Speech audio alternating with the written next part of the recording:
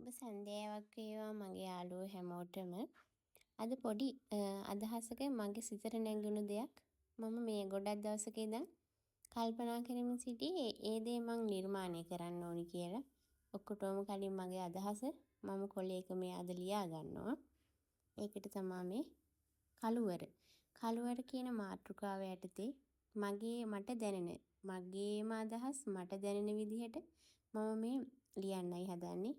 මේහි අදහස ලෙස කළුවර කියන විට අපට සිතට නැගෙන්නේ ආලෝකයේ නොමැතිකම හේතුවෙන් මිනිසා හට මානසික පීඩනයේ විකාර චිත්ත රූප මැවී පෙනීම සහ සිත නොසන්සුන් බව යන කරුණු කළුවර තුරින් මාහට දැනෙනු ඇත. තනිකම, දුක, ආවේගශීලීත්වය, නොසන්සුන්කම වැනි කරුණු මාහට සිතට දැනෙන කරුණු වේ. කළුවරත් සමග ආලෝකයේ සහ එළිය ලැබෙන විට මෙම චිත්ත රූපයන් සියල්ලම නැති වී මුවගට සිනාවක් එක් කරයි.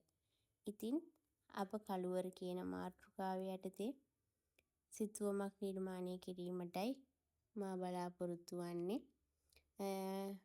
මේ කරුණු ඔක්කොම මගේ සිතට දැනුණු දේවල්.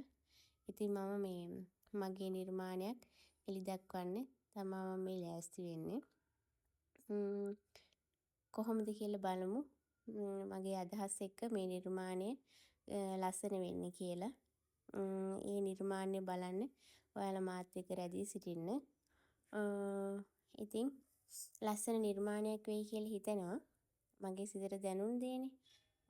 බලමු කොහොමද කියලා. ඉතින් ලස්සන නිර්මාණයකින් හමු වෙමු. සුබ සන්ධ්‍යාවක් වේවා මගේ යාළුවෝ හැමෝටම.